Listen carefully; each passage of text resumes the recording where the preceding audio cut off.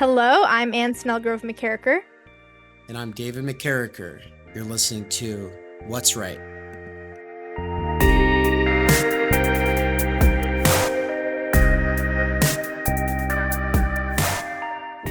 And today we are joined by friend of Theory Underground, Mr. Matthew Stanley. Welcome to What's Right.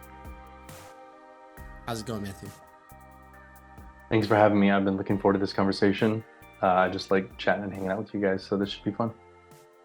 Yeah, man. Daisy's excited too. She will be part of this.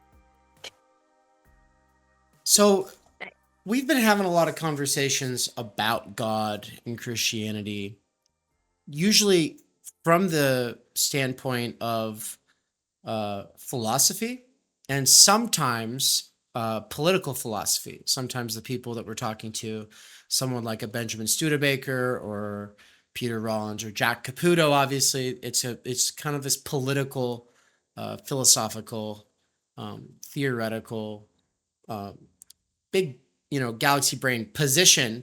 And so, we get sort of galaxy brain responses to the questions we're asking about God, which is good because that's what we're looking for. But we were thinking, we want to bring on more people who are not coming from this tradition of the left or who are not leftist traditionally speaking. And more importantly, I think you and I, over the years, or at least especially in the last year, have had a lot of great conversations about education.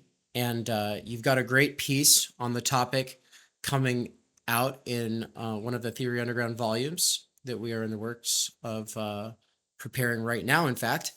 And so, yeah, I thought it would be great to maybe just jump right off here with asking you a very broad, very general question. You can kind of take it in any direction you want, and then we'll circle back around to Anne's classic question about the problem of evil. But we'll let her ask it.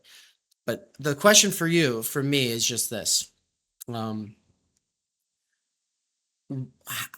Christianity. What is it for you? How long have you been a Christian?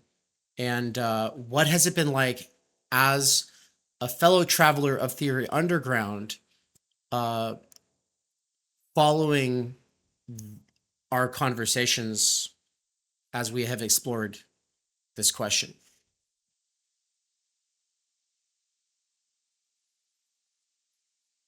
Yeah, we could talk the whole time about that. Yeah. I still owe you some footnotes on that piece, so be generous with me. I'm still working on it.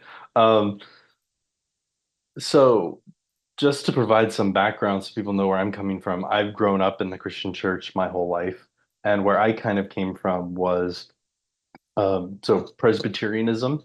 It's a form of Protestantism. Presbyterians rule their churches with basically an elected board of elders. So that's kind of what makes them distinctive. The people in the congregation elect who their leaders are going to be, which you can imagine that was very popular with the Scottish, who hated British rule. So there's this whole Scottish strain of Presbyterianism, but a pretty strong strain of Presbyterianism in the U.S. So I come from a more um, like a niche, smaller denomination, one called the Orthodox Presbyterian Church, which broke away from the dominant Presbyterian Church back in the 1920s. So back in the 1920s in the US, there was a growing controversy about liberalism. And this is not sort of political liberalism, it's theological liberalism of like, hey, does it matter that we think Mary was a virgin? Does it matter that Jesus actually rose from the dead? Like, do we use does history and textual analysis from 19th century German scholarship, does that significantly change how we read the Bible? So there's this huge controversy in the church, and a lot of people in the church saw what are now the mainline Protestant denominations, the Episcopal Church, Presbyterian, Methodist, basically going in this direction of like, hey, you don't even need to say Jesus was God. And a lot of people were like, we're really not comfortable with this. This is not Christianity. And so at that time, there was a lot of schism. There was a lot of groups breaking away from them. So the OPC is this smaller, more theologically and politically conservative um, group of Presbyterians. And so I grew up in that. It was the tradition is Reformed. It's from Calvin, John Calvin, and so it's deeply Calvinist. And that went to a tiny Christian school, and my professor was Calvinist, although he was a part of a even niche group. So I kind of grew up I'm like aware of all of these various niches. Um, so kind of parochial what I grew up in, like a lot Mm.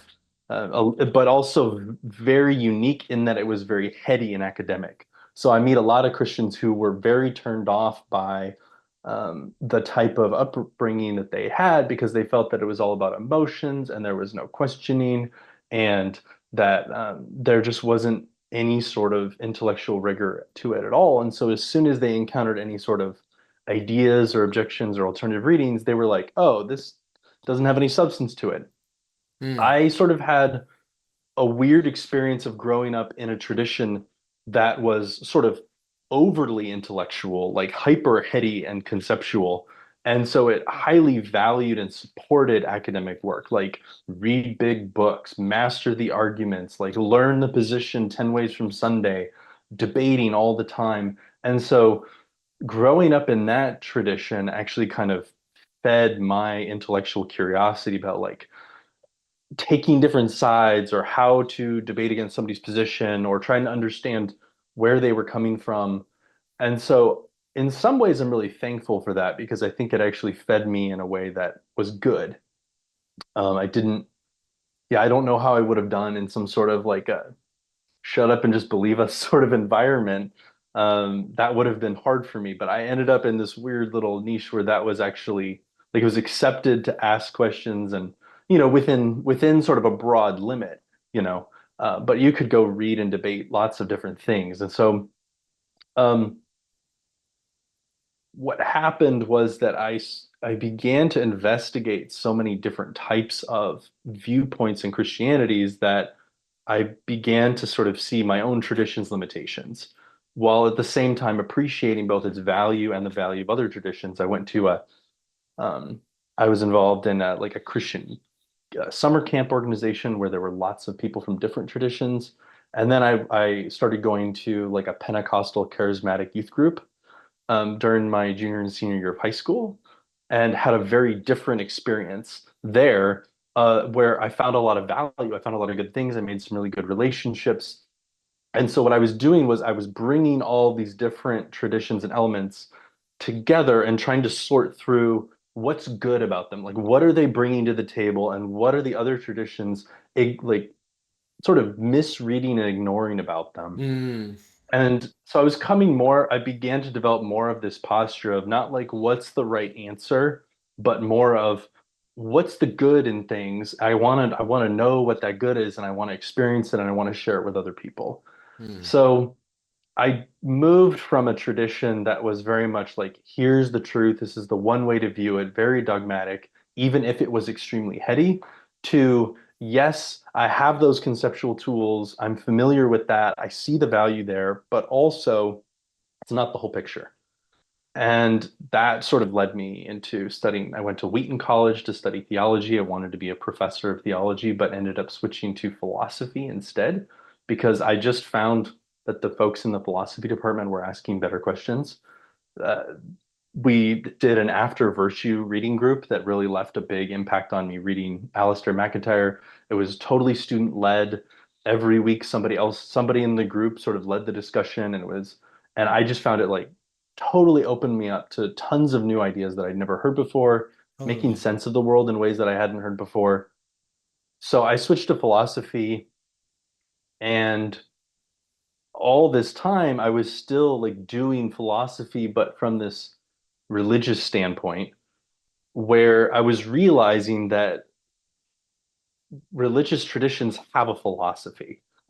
Because what the religious tradition I had grown up in was trying to reject philosophy and sort of say that it didn't have a philosophy. It was there's this niche view within Reformed theology of this guy named Van Til, who developed this thing called presuppositional apologetics, which I sort of jokingly refer to as Christian deconstruction, because it's basically just this like nihilistic, like, how do you know that's true? You just keep asking, how do you know that's true over and over again? And the goal is to sort of demonstrate that believers have, or that non-believers have no basis for their knowledge whatsoever. And then you just swoop in and you say, but with God and the Bible, you do have a firm basis for knowledge. Haha, we've solved the problem of philosophy you've been wasting your time on for 2,000 years.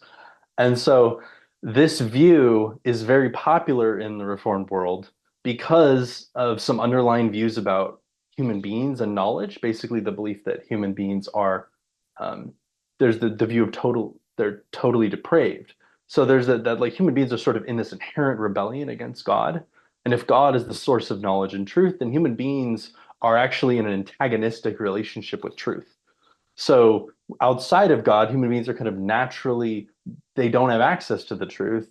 Um, this is great for the Christian because now they have truth and the non-Christian doesn't. And so you can just sort of undermine them, and then sort of like that's the stick, and then the carrot with the truth, that sort of thing. So, but what turns out is that like this is actually Kantianism. Like this is actually the belief that what you believe about the world and how you perceive the world is the basis of truth. But they hate Kant. This whole group, they hate Kant. They also hate Aquinas. They sort of reject all of these philosophers because their philosophies don't give us a firm foundation for truth. So I was basically getting into postmodern philosophy at the time. I'm reading Gadamer, I'm reading Heidegger, I'm reading Wittgenstein, and I'm starting to realize the importance of language and context and finitude and limitation, then that's actually the conditions of the possibility of being a human, of knowing and experiencing and perceiving anything. And I found my whole tradition had no consciousness of this idea, that it was actually limitation and finitude that was the condition of knowledge and understanding. So that's kind of been the trajectory that I've been on, of like just keep pressing into that, of like how can I bring this insight to the Christian tradition that finitude and limitation are actually not these things to be overcome as evil, rather that they are things to be worked with, that they are like our creatureliness would be kind of my Christianese way of putting it, of like we can't be the creator, we can't be absolute, we can't be infinite. How do we live as finite, and how is being finite good, and what is the adventure of finitude that we can get into? And I think I want to help people appreciate that. um, there's I know that there's more to go into of like what is Christianity for me and that type of thing, but is there anything you wanted to ask about what I've said so far?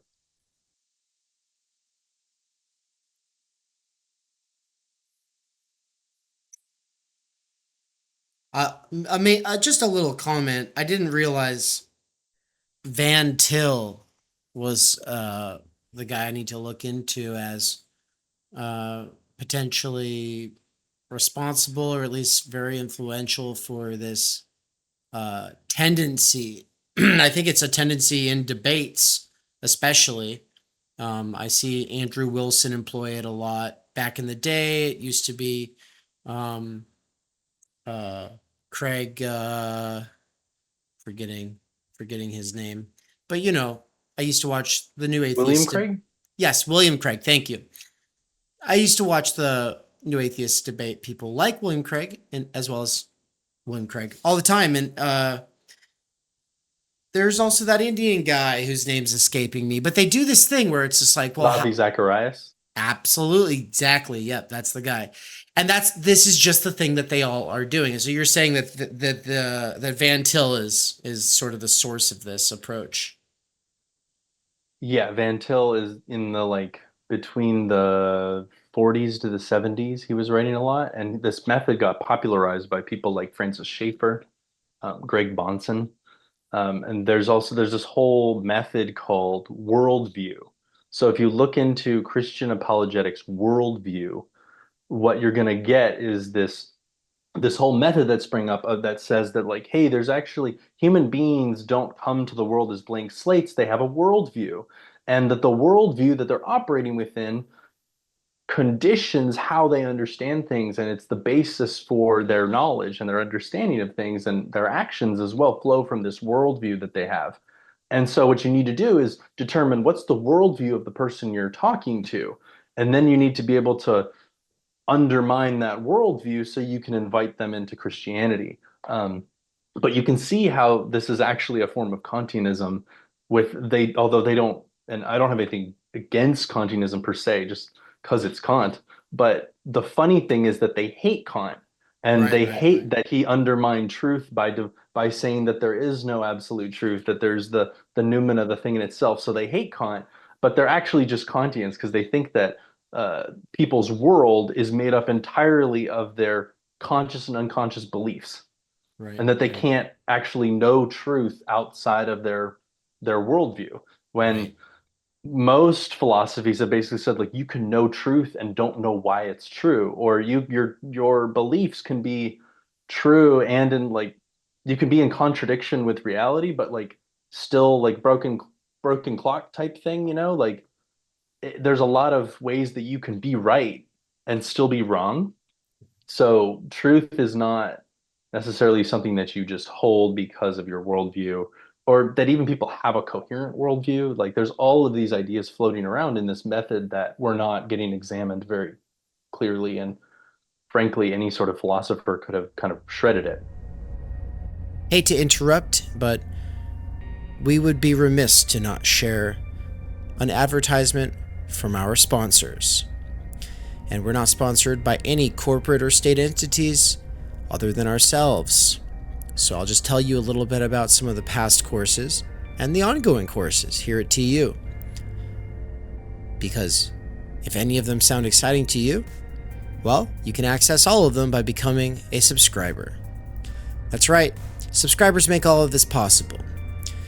Subscribers get access to the course I taught on Martin Heidegger's Being and Time, as well as the course that I taught the first half of last year, Emmanuel Levinas's Totality and Infinity, the second half for which I will be teaching this winter. I've also taught Critical Media Theory and Critical Doxology and Timenergy with my wife, Anne Snellgrove McKerracher, who is the co-host on What's Right. Also, you would get access to the course I taught at the university, 3 semesters worth, on Intro to Critical Social Theory and Socioanalysis.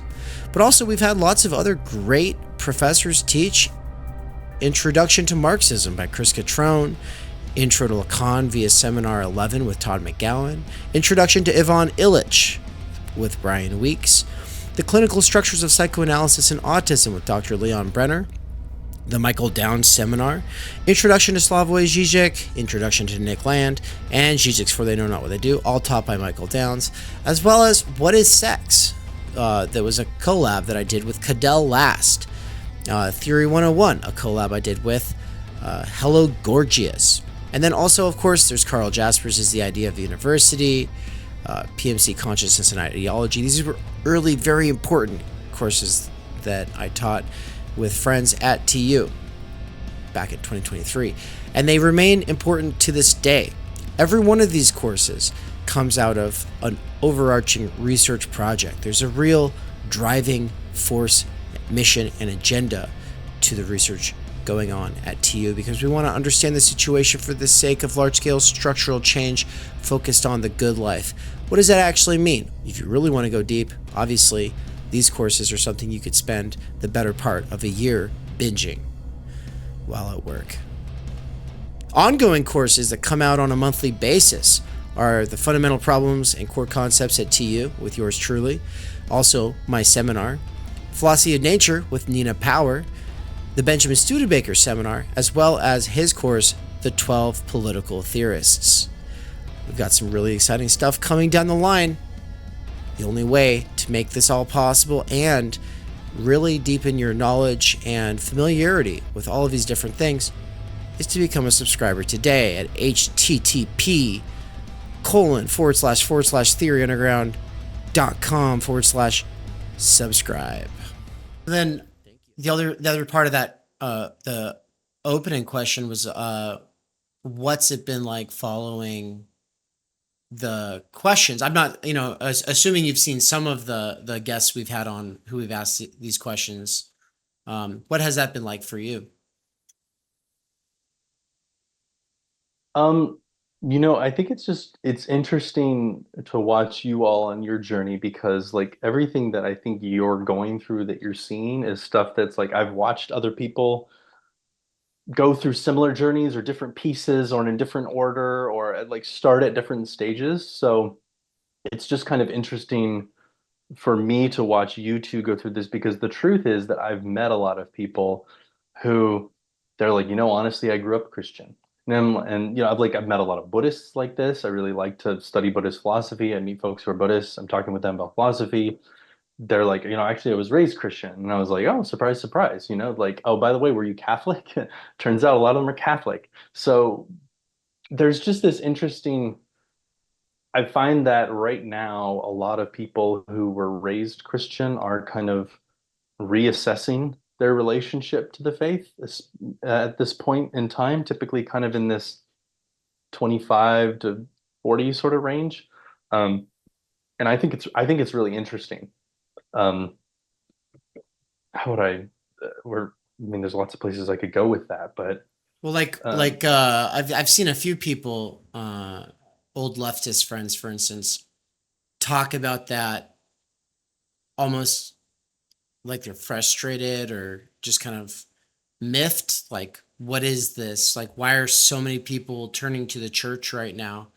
And of course, I think for us, it's a little more complicated than just, oh, we were leftists and now we're trad and we're Christian. It's not like that. Like what we're doing, I think is different than that. But at the same time, though, I do feel like yeah, there's some kind of a broader uh, rise in interest, and definitely some It kind of a is. revival. Yeah, And a revival or a rise in specific churches, particularly Catholic and like Eastern Orthodox, because Dave and I have been going to all these different churches in the area. And we've probably like exhausted the ones that we want to, try, and now we want to maybe revisit some. But it is the Catholic churches and the Eastern Orthodox church that we went to that just is full of young people, young couples, young children, whereas on the United Methodist Church, the two different like Unitarian churches, mhm. um, it's all people in their 60s to 70s, and then maybe like one or two couples in their late 30s to 40s, and then like some teenagers maybe. maybe. And so Yeah. the demographic is so different. We can probably Mhm. point to some cultural reasons, but I do wonder, yeah, what is the appeal right now for young people and young couples and in these types of denominations? Yeah, a lot of things to say there. The first I just want to say is I'm not reducing your guys' story to anybody else's story. And you didn't accuse me of Oh that, but I no, wanted no. to be clear. And I think that maybe the way I would phrase it is the things I hear that you're thinking about and concerned about, I hear other people concerned about those things. So you're sort of drawing from this well of kind of what our generation is going through, I think. Totally. So that I think is important in and of itself because this is a collective experience that we're having as capitalist subjects at this particular moment in time, going through changes as a cohort, as we mature, as we get married, as we have kids, or those things don't happen, and there's disappointment, or there's a finding you're not out of step with things. Like there's a lot of different experiences there that people are going through that are starting to cause them to reevaluate kind of the beliefs that they held as zealous young people with less experience in the world. Um, so yeah, I would. There's a church that I kind of want you guys to go visit that actually is near. It's near-ish to you guys. I think you're maybe how far are you from Moscow, Idaho? Like maybe over an hour. It's a Or little Um, yeah, far. an hour-ish, it's a hour and a little half. far. You wouldn't attend this church, but I think it's worth a visit for Sarutu. It's Okay. called Christ Church. It's Doug Wilson's church. The Doug Wilson is an interesting example of somebody who in the 90s got a group of people to move to Moscow, Idaho, a group of reformed, like theologically reformed Christians, and they took over the town. They moved Nice. to Moscow. They started a reformed community that was very robustly reformed and Calvinist. They started a publishing house. They started putting out homeschooling materials, and they actually started a college that I was considering going to at one point. Like a classical liberal arts, and there's only one degree. Everyone takes the same classes. It's the trivium quadrivium sort of thing. So there's this reformed community that moved into this tiny town, started businesses, started a college, created a publishing house, and has become this burgeoning community that is actually kind of the successful example of doing a countercultural project before it was cool. Nice. So there's examples to take from, and there's also negative things to learn about it as well. But it is an interesting thing for you to go check out. Because part of why I say that is that the Reformed Presbyterian world is unique in that it does have that demographic spread that other sort of Protestant churches don't. And I think it's because it tends to be more middle and middle upper class, which means that there tends to be more nuclear family formation. And then there's an emphasis on having children uh, within just the culture of the tradition. Like having more kids is generally better. Um, there's not the like rules against contraception or anything that the Catholic Church has, but there's just kind of this sense of like, hey, more kids is better. You should have as many as is sort of like reasonable for your family. So, anyways, I would just point out that we have that tradition kind of in the Reformed Presbyterian world. Mm, Um, but anyways, on sort of the point about the liturgical communities, I think one thing I see is I think they just have better PR. So that's my kind of opinion is that there's a bunch of really zealous people on the internet, and I think that Catholics and some of the more zealous Eastern Orthodox have figured out how they've both taken advantage of a moment when people genuinely are struggling with like looking for some sort of meaning beyond just consumption and or achievement, the kind of the two twin ideologies that I think are kind of run through the millennial culture. Um, People are struggling with that and looking for some sort of a community beyond the nuclear individual. And I think they've kind of hooked into that. They see that as an opportunity. And there's just some really well-funded and smart Catholic apologists on the internet who know how to put out good content. They've got podcasts, the SEO, they're on all the shows. And then what they do is they create these really zealous converts who then go and sort of like act like the foot soldiers, just spreading this new ideology that some of them have barely been a part of for like a year, or like some of them have never been Christians their entire lives. And now they're sort of zealously spreading just basically what they've been taught at that point as a when you enter the church, you go through like a year-long learning class for adult converts. And like that's what a lot of these people have. That's what they've been taught.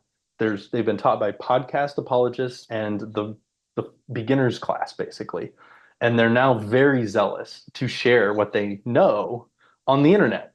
And frankly, I would also just say that Protestant churches have bungled the last 100 years in like pretty bad ways, like a number of ways. The mainline church has bungled itself in a lot of ways, but I also think that kind of the evangelical alignment with a lot of just really bad trends in the culture, like this self-help therapy sort of approach, or just the kind of grifter money approach, or um, there's also just we see all of the old evangelicals, like some of them are passing away now, like Pat Robertson, 700 Club, like all the people who got on television and that type of thing. I think that there was a culture that got created in evangelicalism that was really toxic because it was about in some sort of a charismatic individual selling you some sort of fulfillment and absolute truth and certainty and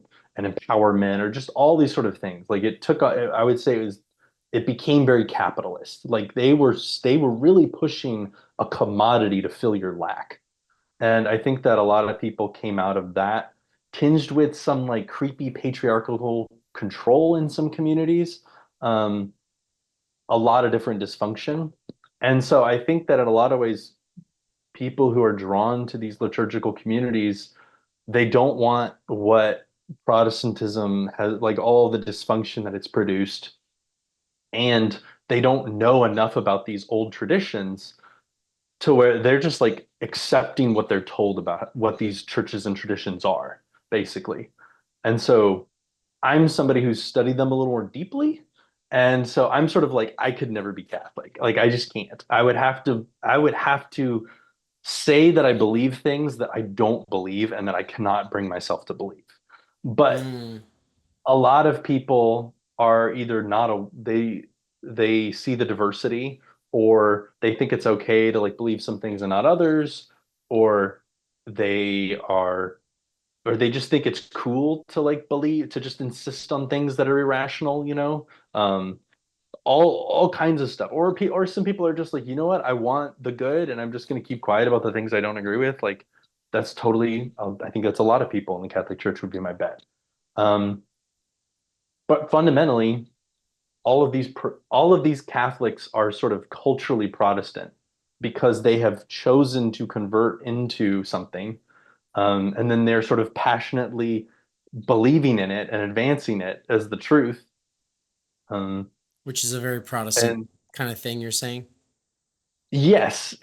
yes, it's to me, it's the evangelical zeal of the Protestant and the certainty, um, as well as the like choose your own adventure spirit, which is like, oh, I'm gonna believe these things, I'm not gonna believe these other things, or like, oh, I grew up in this one tradition, but now I've seen the truth and I'm gonna convert into this tradition and go all in. You know, like that's not Catholic. Like to be Catholic is to be baptized, married, and buried in the church. That's what it is always meant to be Catholic in pretty much every country in the world. So, but now there's all of these, we like the Catholic Church is in some ways very culturally Protestant. Um, yeah, so I think that's why there's a Nick lot there. I haven't Land. even touched on the Eastern Orthodox yet, but No, and anyways. I think that's why Nick Land was like, but why? Why would you go to the Catholic? Because I brought up Justin Murphy and James Ellis as a couple of big time Landian educators on the internet, both going into Catholicism from the CCRU stuff. And the logical sort of bridge there, Justin said it outright, is that with the CCRU, you realize hyperstition is a thing. You realize that, um, it's kind of like you go beyond the propositional positivist approach, and instead you discover performativity and hyperstition, right? And so from there, you just, oh well, we can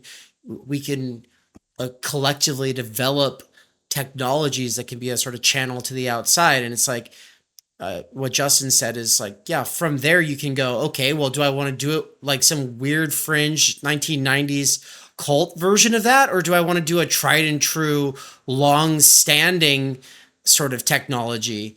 The church, obviously, in the Catholic vein, would be something that's been very fine tuned over the ages, and I found like that was maybe the first time that somebody in the world of theory was talking about being into Catholicism, where I was like, oh, well, that actually makes sense, right? Like the people that in the philosophy club, uh, one of the philosophy clubs I was in particular, who were Catholic, they were kind of how you're describing. And their mode of argumentation being a bit more evangelical, based in certitude, very dogmatic. Um, Still fun, but definitely not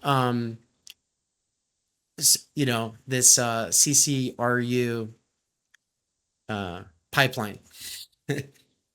Yeah, I think maybe the question just that jumps to my mind is like, I think Protestantism is also very hyperstitional, but it's just about it doesn't leave as much of like an artifact or a trace after the fact.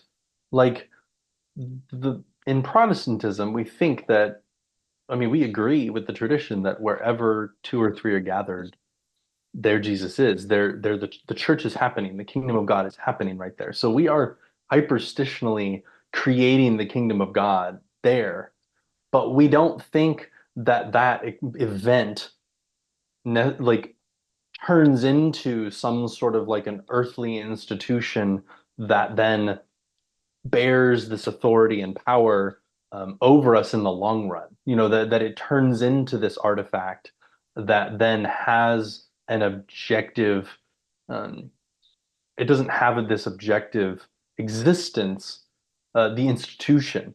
Instead, like more of where Protestants go is like the encounter with the word. The thing that's objective that confronts us is not the institution, but the word, the experience of reading and being confronted by the speech of God in the text. And it's that event of the encounter with the word that produces the moment where God is working, where the Spirit is present, where the kingdom is doing its work and becoming actual in the world. And that doesn't produce a definitive result that then sort of gets inscribed into reality as an institution. Instead, there's this constant movement of reformation and change, and everything is sort of malleable in the moment of confrontation with the word. Now, what I just said there is more Karl Barth a little bit, which is some people find uncomfortable because Barth doesn't think that, say, scripture is inerrant or infallible, that type of thing. Um, I'm a little bit more Barthian in the sense that I don't think that the Word of God is like the physical Bible, but what Barth says that the Word of God is Jesus, and that we encounter the Word of God through reading the text, and the Spirit of Jesus is working in us through the text. So it's not any quality that the text has, it's rather the text as God's chosen locus of encounter and interaction with his Spirit, who makes the word near to us, who speaks to us. And so to me, I find that to be more useful because it's dynamic and it keeps the focus not on this actual physical artifact, which I think undermines a lot of people's faith, you know, when they realize that the Bible was put together, that it does have a history, that it is a human object, that makes them, that gets desacralized in their mind. It's like, okay, yeah, it is, but that's not the word of God. Scripture says that Jesus is the word of God. This encounter with a human being who is divine and human, and it's through the Spirit that we participate in that encounter. So that's a little bit more where I kind of go with things, and Hmm. that's why I'm more Protestant because I don't think that you can preempt that encounter and say like, oh well, you know, we as the church already know the truth, or like whatever God says, we're just gonna be able to integrate it into whatever we already know and evolve and you know with it. And um, I think that Protestantism does keep this door open to there being a cancellation of your understanding and a radical reordering that's always possible. Like you never can say you know for sure what is going to happen or what the result is going to be of that encounter. Um, yeah, that's kind of a little bit more of my orientation. Hmm. Okay, yeah, I was gonna say, like, maybe you could even go a little bit more into that and kind of the answer the question that I ask all of our other guests, just in like, okay, so what is God or Jesus, or who is God or Jesus to you? What role does religion play in your life? How does it relate to your own intellectual projects? Or how do you, as someone who is kind of more well-read in all of these things and not just a like, oh, I believe blah blah blah, I think you were kind of saying earlier. Yeah, I would just love to hear more of like your own experience, however much you want to share, and kind of how this all fits into your own life or your family's life. Yeah, I kind of downplay what I believe about God because I think that whatever I believe about him is probably wrong at some sort of level. It just doesn't apply.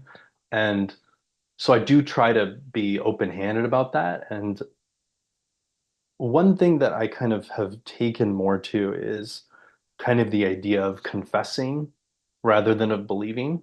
Because one thing that is focused on in scripture is what do you say? and not just and say with your words, but also say with your actions. I think that, Jesus says to Peter, "Who do you say that I am?" You know, and then Peter confesses who Jesus is. He doesn't sort of give some sort of a dogmatic account of the divine. He just says who Jesus is. Um, and you also see Paul saying this of um, the one who confesses with his mouth and believes in his heart that Jesus is Lord will be saved. So there's this, it's not about propositional content as even though you can sort of write this out, but I think that confessing, I'm saying like, I believe this is the case. But it's more about saying it and not so much about like, I can fully understand this. I can logically explain all of what it is. And so I would confess with the church, basically the basic confessions of the church, things like the Apostles' Creed, the Nicene Creed. I believe that God created everything. I don't know if God has being or existence or what exact way that that works. Um, but I think that God is an agent, has the ability to act somehow, um, and has a will, has loves, these sort of things. And I think that we're not totally equivocating when we say these things. So I do kind of like to focus more on, rather than trying to describe what God is, more like how does God act? Where has he shown himself? What does he say about himself? And this is the very Protestant impulse of like not trying to reason about who God is to determine, but actually like, okay, who did God tell you he is? And like, what does he actually say? And then looking really hard at those words and being now, what do I do with this encounter? I think a lot of Christianity is not about like, how do I believe the right thing? But it's very much of like, I encountered something that was real, that resisted all of my attempts to totalize it. I encounter this speech of an other telling me who they are. And how do I live in light of that? How do I live in light of this news? So I think that the news of Jesus Christ as the one who lived and as the one who died and as the one who rose again, this piece of historical news about an event that happened, I can either reject it or I can accept it. And if I accept it, what do I do with that?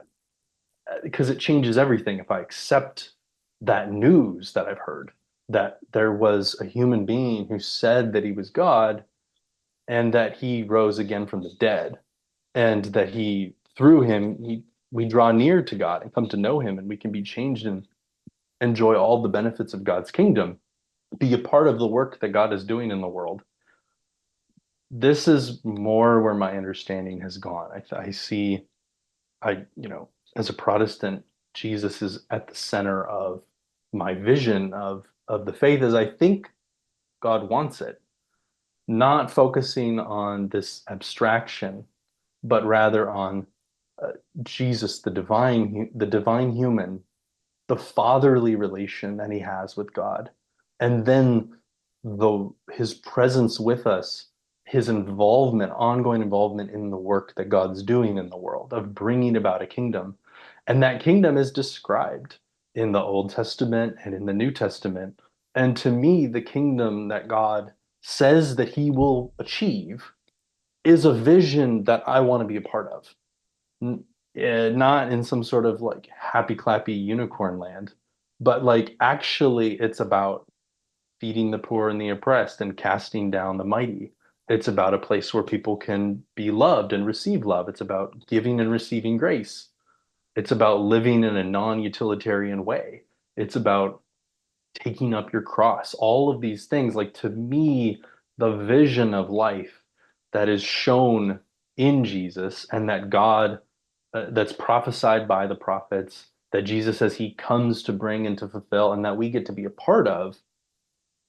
I haven't seen a more compelling vision personally. Like to me, when I look at the other options, I don't find anything so good and so compelling that I'm like, oh yeah, I'm going to turn my back on on this this tradition that has thousands of years of people who have proved through their own actions that there's something real here, and that I have experienced myself, and that I am daily undergoing this work and this change. Like, why would I be like, oh yeah, this other vision of the world is just so much more compelling? I just haven't found it. And Mm. so maybe that's like a risk aversion on my part. I don't know. But like, I feel like the case to be made to jump ship is really, really high. And I haven't seen the case made um, for me to jump ship. That's like one way that I would talk about it. Even Mm. if I don't have all the answers, I don't have 100% certainty. I don't see a better option. And I see a lot of good reasons to think that this is the best option. Um, and I also think that it's an ongoing project too. That's the thing. It's not like, oh, I'm just receiving this thing and it's finished and I just have to like stick with it. Like to me, it's also an unfinished project. And some of its value is in where it's going, what it can be, and that type of thing. And I do think that's some of where the CCRU stuff kind of comes in. Like Justin really emphasizes this idea of truth winning out in the end and of like something being like basically God being truth who's sort of assembling himself from the future. Hmm. Um, for what it's worth, the Lutheran theologian Wolfhart Pannenberg has like a really similar theology to that. He talks about God as the future, which I think would be really interesting to read like Landian philosophy through Pannenberg instead of through like, I don't know, Catholic supremacism. That I just made that word up. But I mean, I anyways, mean, Land would anything in there? probably, I think he would approve, because I think he's like, no, it's for me, it's the Puritan hat of a John Milton. He's like, I don't understand. In fact, remember we tried to sort of steelman or do a little devil's advocacy on the part of the Catholic or even Eastern Orthodox approach, and Land was just like, but why? Why? You could read it yourself. Why would you trust these priests? It was very He's funny. British. Yeah. It's just Protestant culture, man. Like you can't get around that. Like your intuitions as an American, your fundamental intuitions are Protestant. Like you're sort of authority averse. You want to see it for yourself. You want to go out on the frontier. You think if somebody is causing problems or creating issues, like your solution to that is to just schism and do your own thing and chart your own course. Like that's America, that's Protestantism. They're like those intuitions are bundled up with each other. Hmm. Hmm.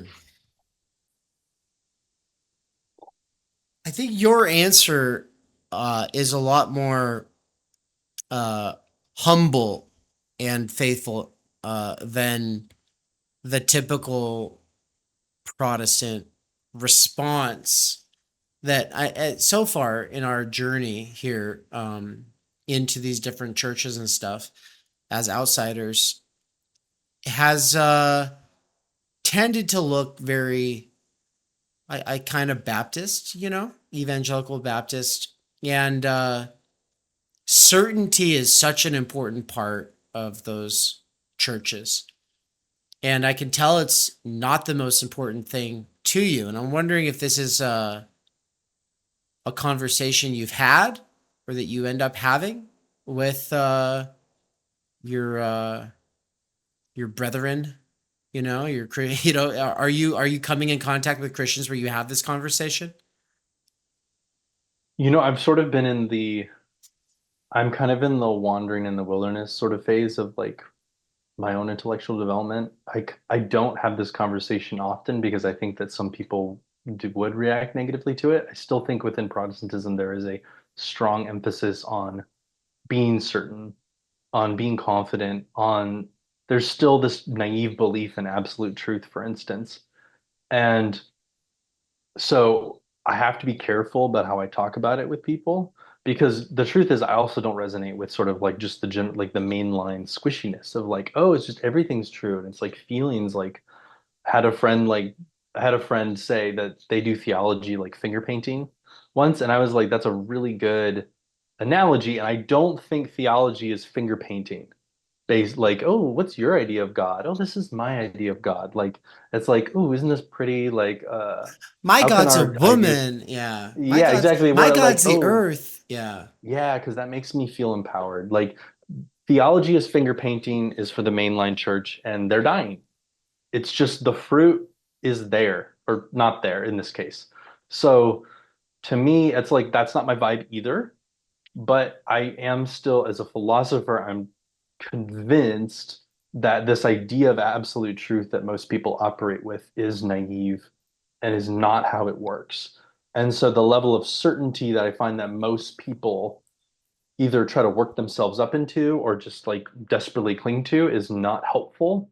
And it's something that if I was in a relationship with somebody over the long run, I would try to work with them to slowly unclench that fist.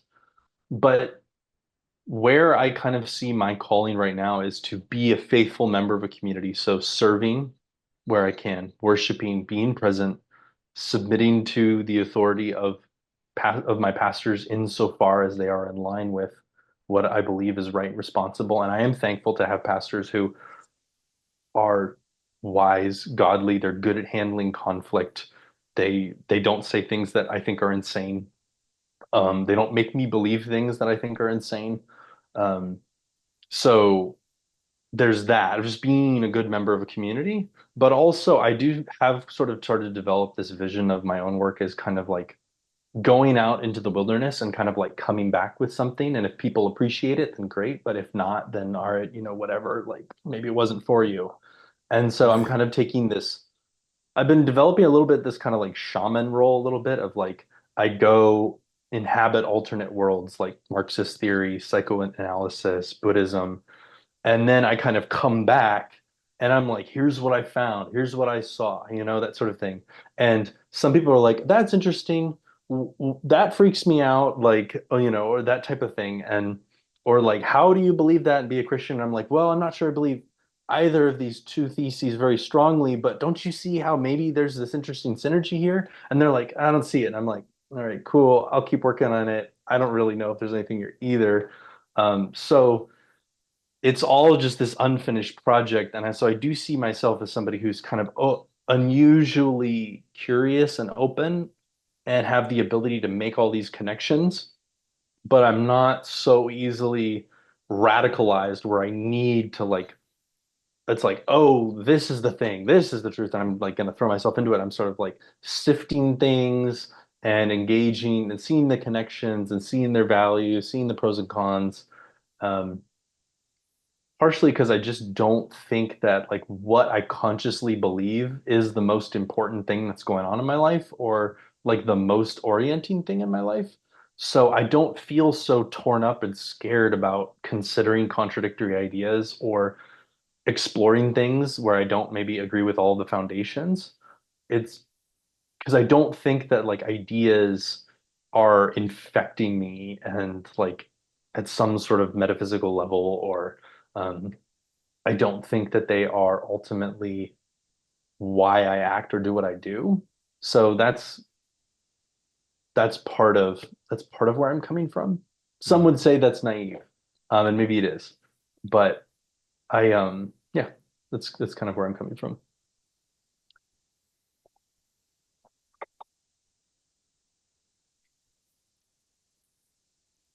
I kind of want to ask several questions that follow from this, but I want to see, Anne, if you have anything here.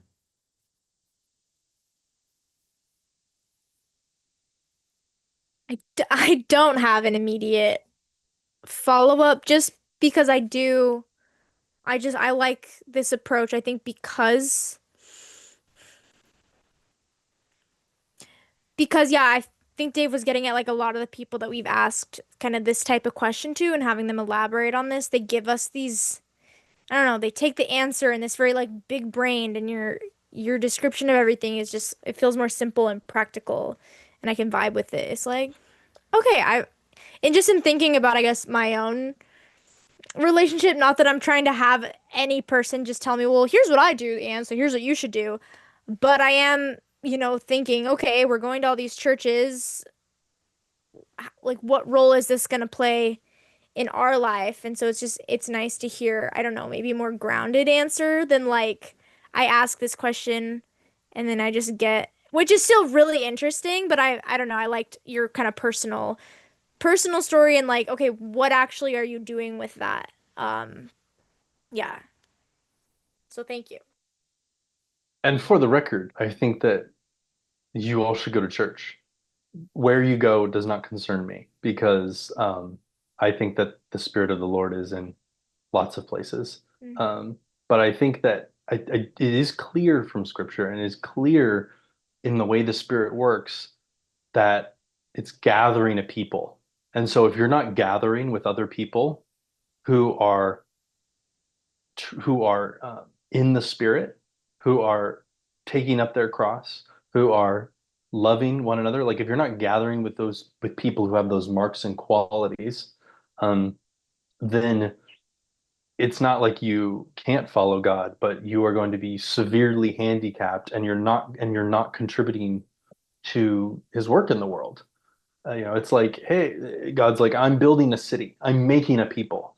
And you're like off over here and you're like, God, I just want a relationship with you. And God's like, I'm over here with these people. Why are you over there? Like, yes, I see you, I love you, but like, why are you not over here with the rest of us? Like, come play. And so it's like, why are you in the corner right now?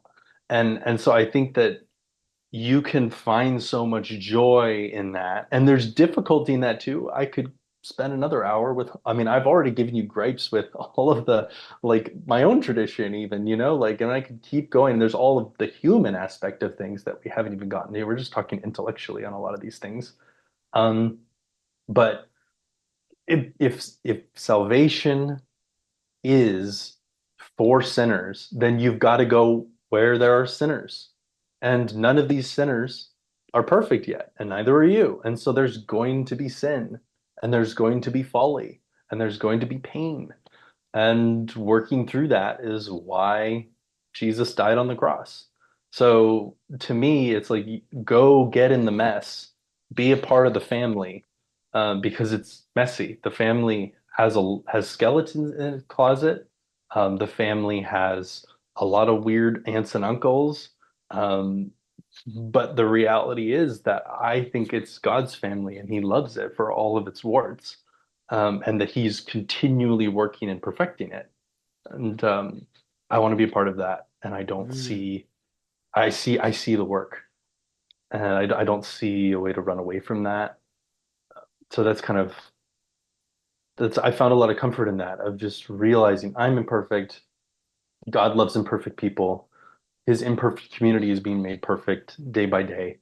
So whatever my complaints are, whatever my gripes are, I'm not going to find something better somewhere else. Like I can only work and be a part of what God's doing where I'm at. And that's all I am responsible for. Mm. Yeah, I like the image of the kid off in the corner doing his own thing, and it's like this this is of course the dark side and tendency of Protestantism and its culture, right? This is why Durkheim is like, oh well, it's the suicide rates are higher in the Protestant cities, not in the Catholic cities. And of course that's because the tendency to doubt your culture, your family, yourself is this Protestant thing. And so of course it naturally leads into secularism, atheism, radical, liberal, individualism, it's just all of these other things are various branches of this kind of Protestant impulse, right? Maybe they're not directly responsible, but they're of a of a vein that does challenge authority, that does challenge tradition. And so that's one of the other things that I'm interested in that you're doing is also uh, taking this more, as you say, ecumenical approach that tries to see what's good in all of these different warring tendencies, right? And so that's been one of the things I've tried to do with Anne in all of these different churches that we've scouted is to, say what's good or what are they doing well. And in almost all of the cases so far, I could say that they're doing something well. There's other ones where I'm like, I don't like, what are you guys doing? Like, this just seems like a place where you guys come together and try to breathe because you've been watching way too much CNN and you're just riled up. And so you come to this space to be like, we're all sane, right? And then it's like, yeah, but there's only 10 of you and you're all like 60.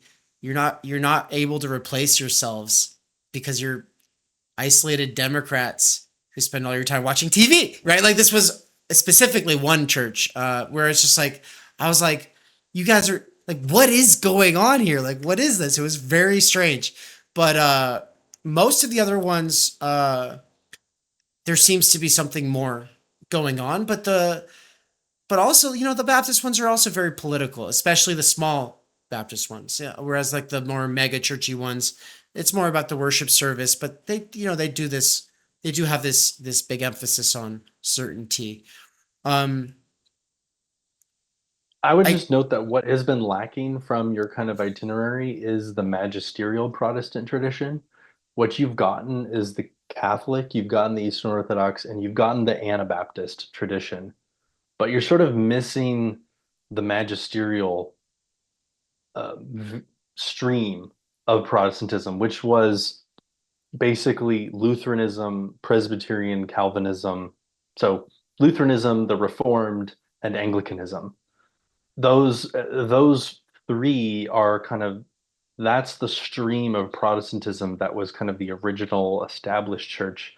And what we have a lot in America are Methodists, Baptist, Pentecostal. These groups tend to be more from the Anabaptist tradition, which was a part of the Radical Reformation, the Reformation groups who basically they weren't Lutheran, they weren't Reformed, they weren't Anglican, they didn't want to baptize children. They thought you could only be an adult convert, and they formed these smaller, more radical groups.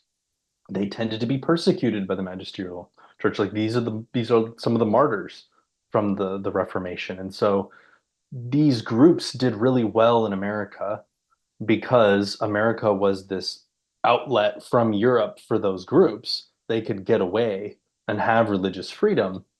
Um, so there was that, but they also just more align with kind of the American frontier individualist spirit of this radical encounter. You've got to believe for yourself. But the magisterial stream still has this older mix. It still has this connection to the Catholic Church of valuing tradition, seeing itself as a part of something bigger.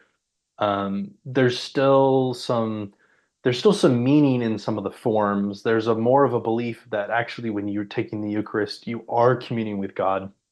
It's not just an act of remembrance. So this tradition has been like to some extent diluted like in the mainline. Like you can still experience it in the best of the mainline churches.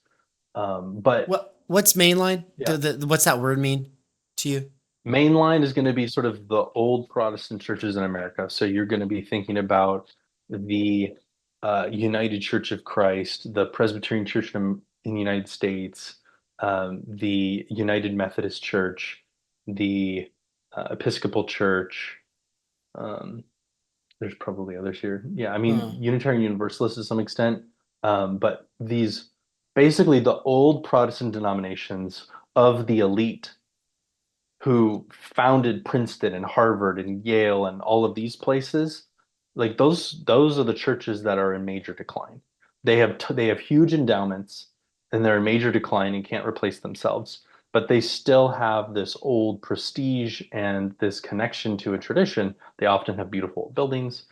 Um, but like what happened, like I was talking about at the very beginning of the podcast, is between the 20s and 50s, you've got this huge outflow of people from those churches who take that tradition, but they just didn't have the resources and the institutions and the cultural cachet, and tried to recreate those churches with more of a focus on actually being doctrinally closer to what the church has believed historically, instead of being like, it doesn't really matter what you believe about God and all that kind of stuff, and being really wishy-washy. And of course, it just, the politics is wrapped up in this too. I mean, just support for certain social positions and Right. all that kind of stuff. So That's what I was driving at there, was to say that there does seem to be a pretty expressly American political, cultural split between some of these churches. And I think the ones that are the most uh, fervently political are are having the hardest time replacing themselves. And so on the one side, I mean, just going off of, and maybe you can speak to the Methodist Church. I'm not sure because I didn't go to that one with you, but with the Unitarian churches or the Baptist churches, which are obviously going to, we're talking about progressives versus conservatives, right? We're talking about Biden versus Trump. Like, this is how they split. Both are very clearly reacting to the other side. Um, their their theology or lack thereof is very motivated by the moment, the political culture war moment. And I mean, I'm not saying that's necessarily a bad thing. It doesn't have to be, but I also think it probably has something to do with why they're having a hard time replacing themselves, because you can't keep a family together, I think, when you are so gerrymandered at the level of affect, where it's just like, no, this is a specific kind of uncle in the family that goes to this church, and then this other church is a specific kind of like queer stepdaughter. You know what I mean? Like, they're very geared towards a specific type of person, as opposed to kind of being about just working for humans. yeah, I Although, think Dave, I'll go in. the real life ministries church that we went to, because you were saying that like the more political churches seemingly have a smaller, replacement rate, and just there's fewer families and young people in general, and I think that's pretty true. Yeah, the Methodist Church was exactly the same. I keep going to these churches, and it's like I'm in my 20s, and I'm like, I'm the youngest person here. Like, what's going on? But this real life ministries church that we went to a few weeks ago, I guess the kind of like mega church of the area, giant facilities, like big kids area, big nursery, uh, separate building with tennis courts, soccer fields, just like that kind of place with They have various kids. They satellite have locations kids. in the Yeah. area. They seemed to be, at least in the sermon, pretty politically leaning right, but there was still a like just large families, and maybe that just has to do with money and outreach, get like pulling people in, and kind of the services and fun opportunities that they're offering that brings in families, and maybe they're political in a different way than like that sermon in particular seems to be somewhat politically charged, but maybe that's not always the case, whereas That's true. it Yeah. feels like the vibe of like the Baptist church that we've gone to, or the vibe of the Methodist church or the Unity. TU is building a studio. I have officially cleared ground. I've been working on it for the last several months, on and off, but am, as of this last week, beginning to get a lot more traction on the project, because more money has come in. So thank you so much for those who have already contributed via donations for the TU studio. It's going to happen no matter what, but the question is when. If you want to help speed up the process, make things smoother sailing, and help me keep creating the kinds of content that you love, and even better, the kinds of content that is to come, There's a whole new era getting rolled out. If you want to help make it possible and usher it in smoother and faster, the best way to do that is to make a donation via the Zelle link up on the screen here. You see that QR code? Use that QR code. Once you have an account, that QR code should take you to where you can make the bank transfer with zero charge, which is really sweet, huh? Yeah, we love that. That's why we're using Zelle. Thank you so much for helping make this possible. Of like the Baptist church that we've gone to, or the vibe of the Methodist church, or the unity or the universe is just like inherently leaning to one side politically. I would just say one thing you won't hear about from rabidly online Catholics is that the only Christian group in the United States that's growing are non-denominational churches like the one you just described. That's the only Christianity that in absolute numbers is gaining. So there's something happening there. I think it's mostly sociological, personally, because when you actually dissect what they're doing, it's usually a very thin version of what the gospel is. It's usually just like you need to be saved from your sins, you should accept Jesus, and maybe some challenge about living differently. Like nothing inherently bad there, but it's sort of like um, it's the most innocuous and exoteric message that you could get that it could hook Hmm. someone. That was And real but life. you Yeah. would need to take them deeper. Like to me, those kind of places are like the funnel feeder. But you can like, and Paul talks about this. Paul says that there's spiritual milk and there's spiritual meat. To me, these churches are like spiritual dairy farms, like they're just pumping out spiritual milk. And if you've never had any sort of encounter like with Christianity, or you're just at a point in your life where you're just very open to something different, I think that that could be something you might need to hear. But it's if you only stayed there, you would never go any deeper, and I don't think you would really be led into what what Christianity is really about. And Right. so that's kind of Yeah. how I approach that. Yeah, that it kind of feels like the same vibes as like Young Life. I don't know if you're familiar with that organization. And then their, I think like middle school version is called Wildlife. I was part of that organization for a few years, like in middle school and high school. And that was kind of like, oh, these hip, cool women are like they feel something, they radiate love. And that was, I think, the idea of like Christianity and having a relationship with Jesus or with God that I just as like a young girl who wanted to fit in and looked up to, cool these cool 20 something year olds, like that was the vision that I saw, and that was kind of what I wanted to be like in my own religion and my own relationship Mm.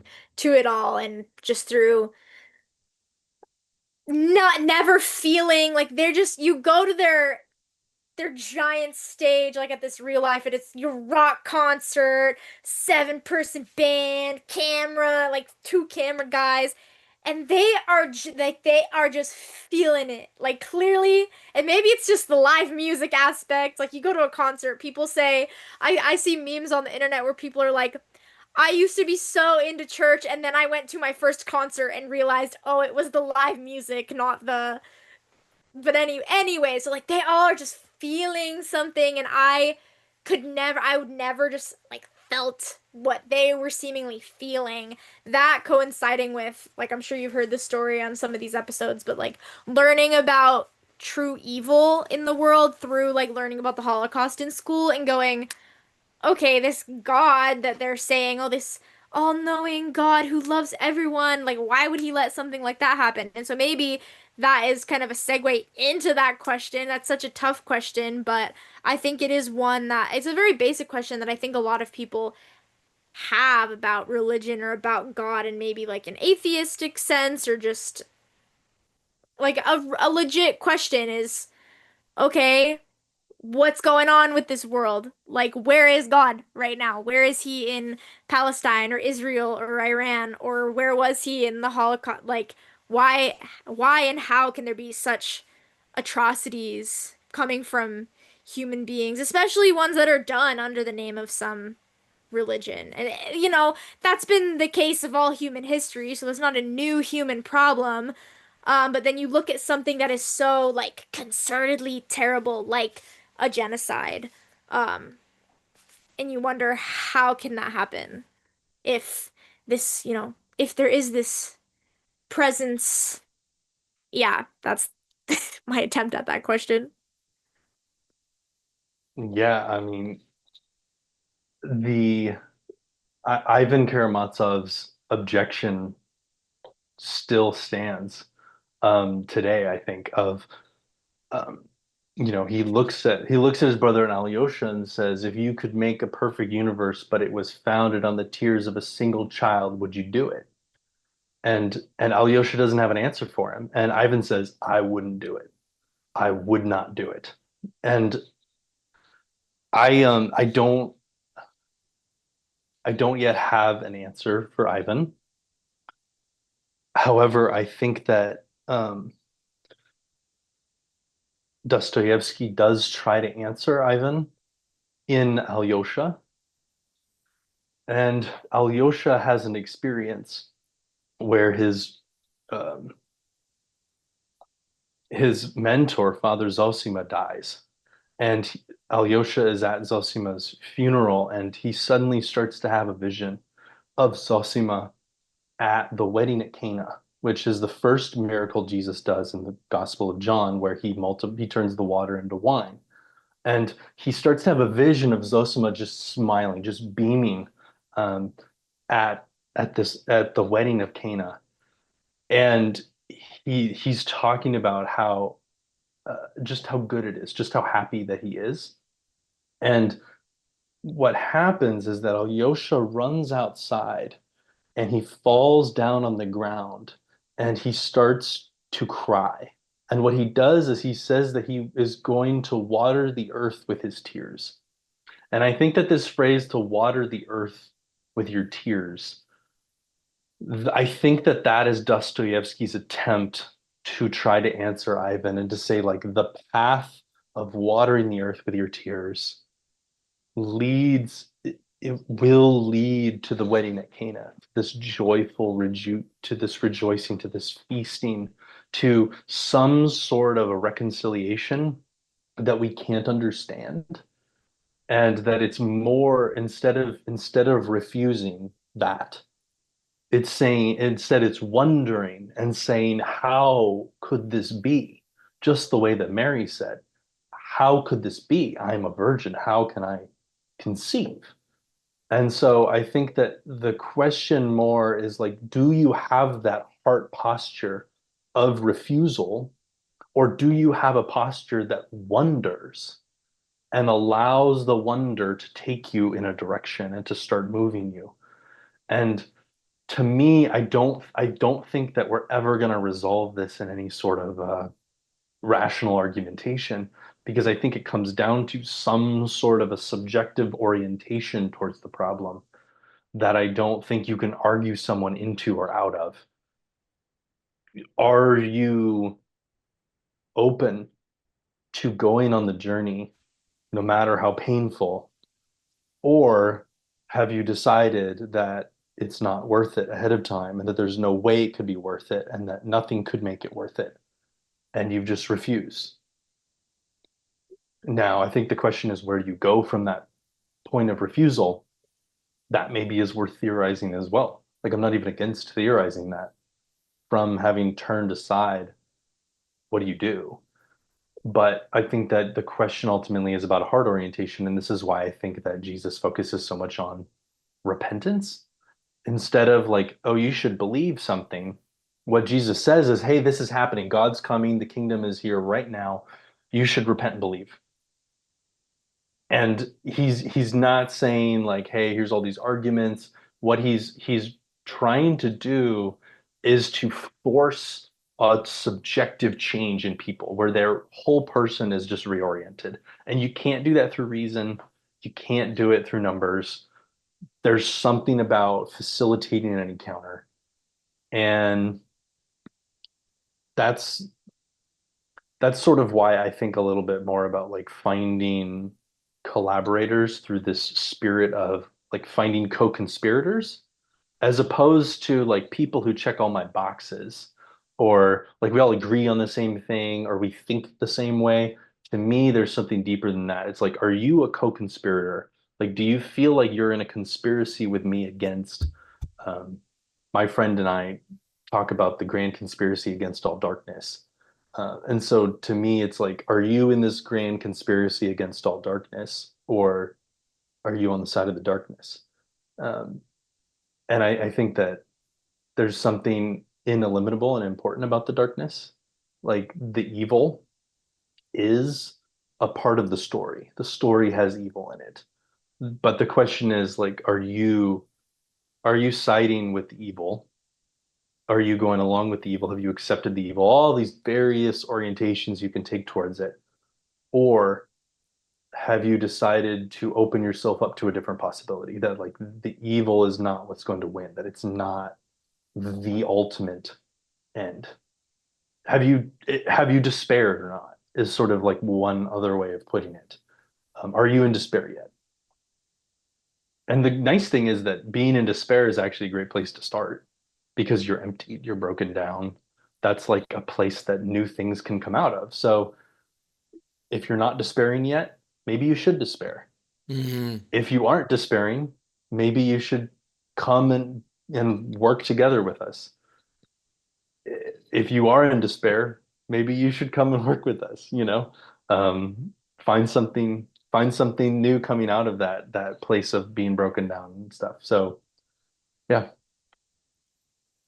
Yeah, one of the things I've been thinking a lot about is the idea of being post-atheist and how I was post-new atheist, for at least 8 years.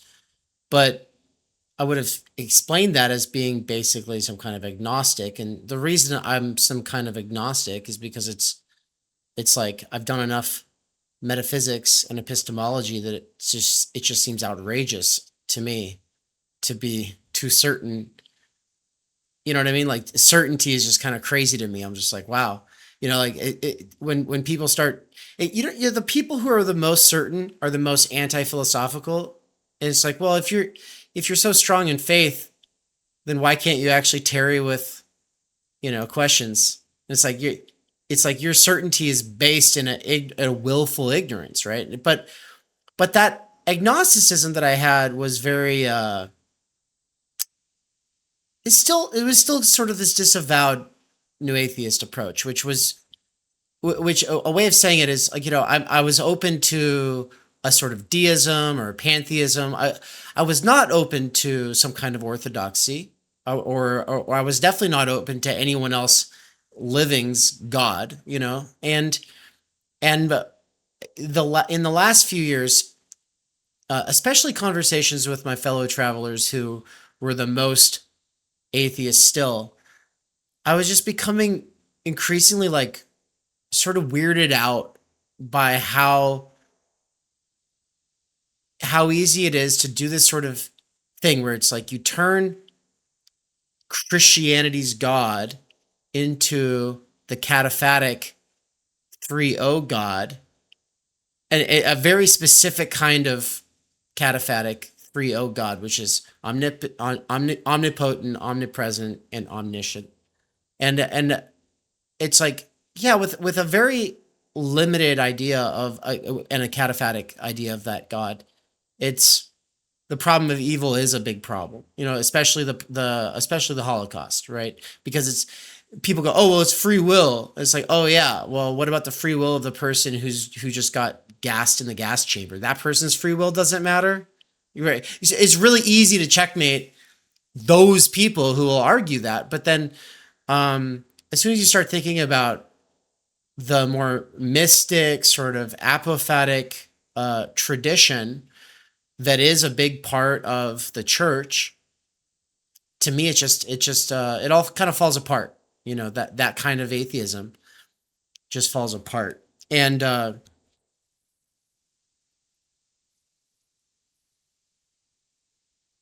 so I'll just say, like, as a sort of in defense of the church, this is something Anna I've been thinking about, because this question comes up like every time, and it's been a great through line.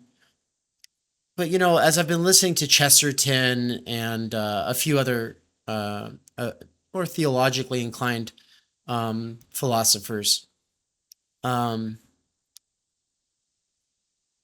in the defense of the Christian approach, the world is not this place that is a mirror image of perfection or God or something like that. It is flawed, right? And it's not, and you could always, and I used to, do this thing where it's like, well, if God's so perfect, why did he create this imperfect world? The appeal to free will is like, oh, well, he wanted to make sure that there was free will. It's like, well, that's not all. That's not all. I mean, people also think, they'll take this literal, like, Satan is real. Satan was created. The angels had free will too. Like, well, God didn't see that coming, right? It's really easy for me to go after any sort of literalist thing. You do the same thing with, the tree of the knowledge of good and evil, and it's just like, oh, so God tells people not to do something, but they don't have knowledge of what bad is. So how could they follow a rule if they don't know what's good or bad, right? Like, it's a paradox. Like, they're stuck. Of course, they're going to do it. It's like you're throwing poison candy into a playpen with a baby. It's like, of course, then you blame the baby and all of its descendants, right? Like, so that's the new atheist line, is to argue those kinds of things. But if you just abstract out from any of the cataphatic interpretations of scripture, it's a lot easier for me to then go, well, something that's here is just the idea that this is a fallen world, right? And that being good requires a struggle. It requires examples. It requires rules, but that's obviously stuff people can fall off from. And if we want to go to the Holocaust in particular, I don't want to call it the worst atrocity ever. It probably is, but also, in the American consciousness, it is the worst atrocity. And it's like, well, but who was it committed by? Was it committed by the church? No, it was committed by the one Western, like the most Western movement in modernity that was the most expressly anti-Christian. And so it's just like, it is, I guess I'll sum it up by saying, in defense of Christians, the most anti-Christian Western tendency was the one that commits the Holocaust. And it's like, I think about Nietzsche and Heidegger and how much they wanted some kind of a more, Greek influenced German culture, and they wanted to kind of cleanse themselves of the Latin and church influences. And they just saw it all as pathetic and weak. And it's like, well, yeah. And it resulted in the worst thing ever, And so it's weird to blame God for that. But at the same time, if you're a kid and you're being told God is everything and can do anything, and it's like this very simple cataphatic certainty-based approach, they are setting susceptible children up for this sort of logical conclusion then, where all of a sudden now you're blaming God. And I don't know, that just seems like one of the big we will talk more about the positives of all of these different tendencies, but that tendency in particular, that's one of the big negatives, I think. one of the things it makes me think about is just the danger of talking about God too much. There's maybe a tendency within modern Christianity to uh, maybe just talk about God too much. And when you talk too much about somebody, you end up saying things. You end up saying things that aren't helpful, that aren't true, to send the wrong impression. Um, I think the thing to figure out is I do think the thing that I'm struggling with trying to understand is how do you move somebody through various levels of understanding of something? Like how do you take somebody from this, because there is an idea of God that is appropriate to a certain level of development, because the like a deeper understanding of God is something that can only be attained through enough experience and time and reflection and through an immersion in the world and action. And so like you can't just jump straight to that. So you need to give somebody something, but maybe if you get too specific, too rigid, too soon, you set somebody up with like such an easily demolishable view. I think that you like the key is to figure out how to not be overly specific, but to convey the right intuitions. And I think that probably that involves more focus on the form of life itself than on the particular ideas or concepts or dogma that's being promoted. So that's a very that's a very kind of inchoate reflection, but I've been really interested in this problem of the exoteric and the esoteric has continued to Hmm. become more interesting to me over the past couple of years, and especially just in the context of learning and education itself of what is developmentally appropriate, not just in terms of ideas, but actually in terms of subjective transformation as well. Because I see spiritual pursuits as the deep level that orders and structures the kind of world of rationality. Like spirituality is the meta rationality that orders where all the other parts fit because it subjects it to the active principle of love. Of what are the values that are ordering the psychic system and um, that kind of help you discern your way in the world. It's maybe more of this wisdom would be a way to talk about it, but like how do you develop wisdom, not knowledge? Like I think information is not knowledge, knowledge is not truth, and truth is not wisdom, but you sort of want both. Like how do you cultivate wisdom and how do you recognize truth would be kind of the two ways that I would think about it.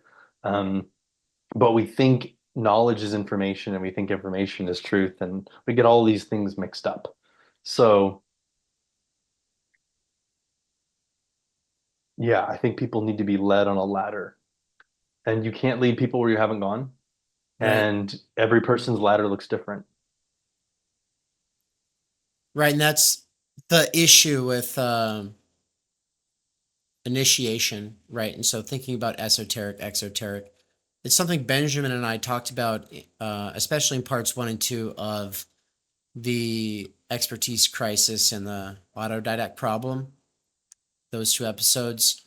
Uh, Benjamin brings it up there. He's brought it up elsewhere, but people are being introduced to different ideas in the wrong order, is kind of how he describes it.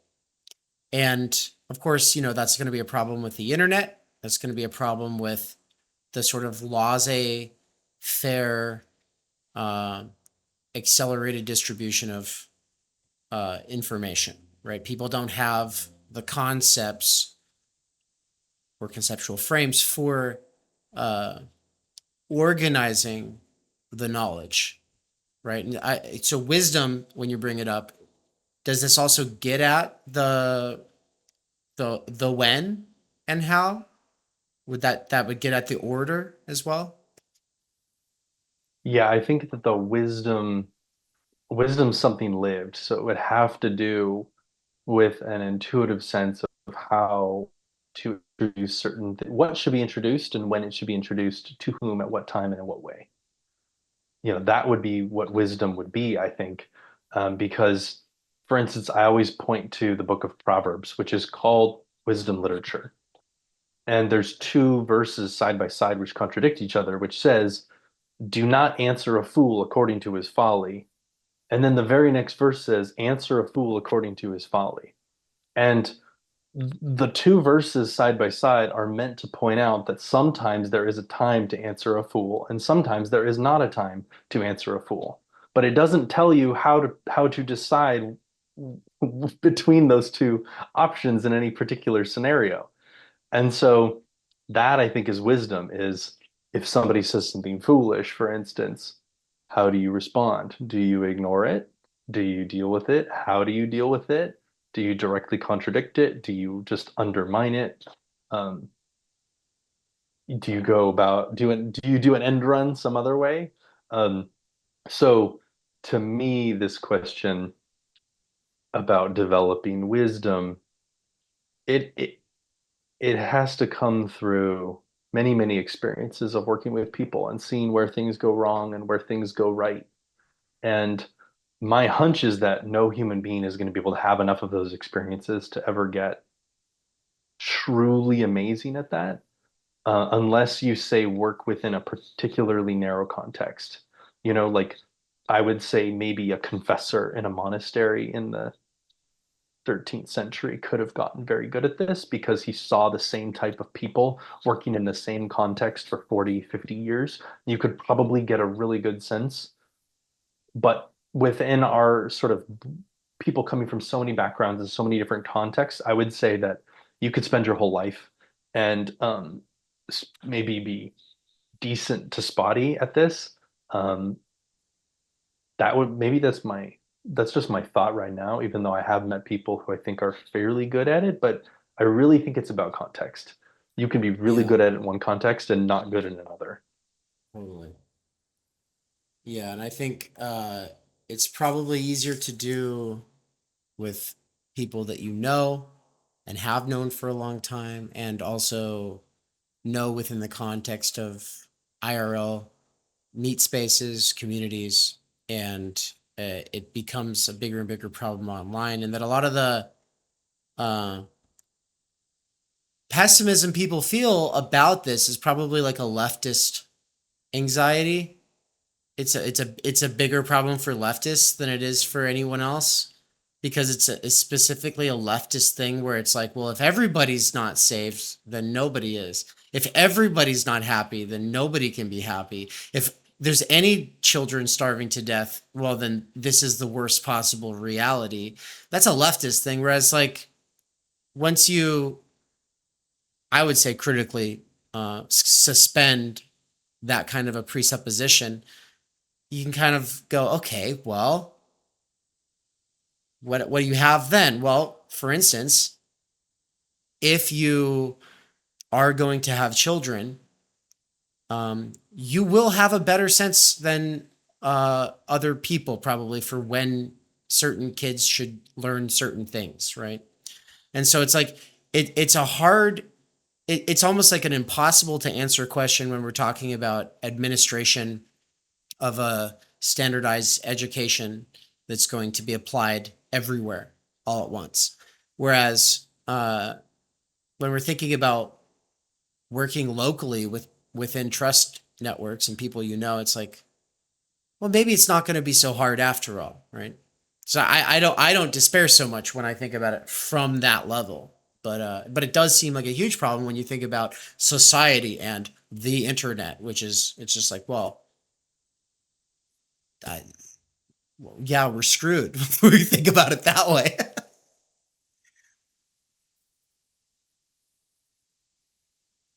Yeah, I agree. I think that we talk a lot about the medium at TU, and I think that the medium's tendencies are just towards homogenization, standardization. I've talked about the idea of like open source mysteries. I think that the internet open sources mysteries in a way that's very like actually dangerous. And so I think that it's what we've got is we have a context where I think here's, here's how I put it. I don't think it ever occurred to people that more information would be a bad thing, actually. I think most people thought more information would be a good thing. But it turns out that information itself is poisonous. I like Taleb on this, Nassim Taleb. I mean, he basically talks about how more information is not better because part of the problem with that is because the human brain is really good at fitting new information into its previous paradigm, and it's less good at using new information to question its paradigm. So, in fact, the more information you get, the more you can actually confirm your own paradigm. The human mind has this incredible capacity for just reinforcing its paradigm. And so you could actually end up with a ton of data that looks like it supports your very dangerous paradigm that's leading you off a cliff. And so more information can end up sort of being counterproductive for you. Um, Neil Postman talks about this in Technopoly about how information requires contexts for, or and in fact, he thinks it needs institutions for structuring because information, like a piece of data, is without context, it could mean a lot of different things. So you just have this part object floating around, and it can just, if it's a part object, it can kind of hook onto whatever you've got going on. And then what happens is you end up creating sort of this data shield around yourself that sort of everything starts to kind of fit together and confirm your world because you Hmm. don't have any sort of manifold for filtering what data is relevant, what it might mean, where it came from, its flaws. So um, there's a lot to say there, but I think that we need to be able to. This is what the idea of misinformation is getting at, is that like once you see a piece of information, you can't get it out of your head. It's now a part of the data set. It's like, but that information out of could be out of context. It could be wrong. It could be right about something else. And or the context in which you saw it makes it so that you think it means one thing when it actually means another. And this is why I don't think information can be knowledge because information, before it to be knowledge, it has to fit within some sort of a context. It has to be have some sort of ability to verify it, that type of thing. It has to be comprehensible within some sort of a manifold. Um, and then, but even that is not truth because we know that knowledge sort of eats its own tail and can't confirm itself. So Mm. um, yeah, this is where I think that we need to figure out how to not expose ourselves to so much information. And that sounds like stick your head in the sand, be uninformed, that type of thing. Like that's the danger there. It makes it sound like, oh, your ideas can't stand the test of other information.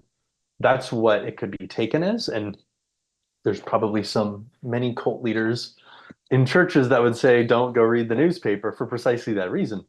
But I do think that we need to take seriously the fact that powerful institutions expose people to information precisely in order to disorient them and control them. Even true information. It's the Right. sheer volume and lack of structure that is a literal danger. And Right. so I think that we need to figure out that we need to create new ways of filtering and giving meaning to information in order to protect our own minds.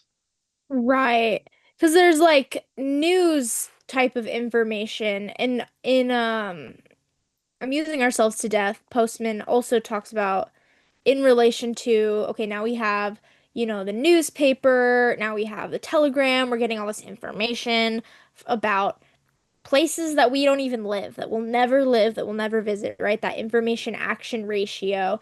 And then I think later he talks about information glut.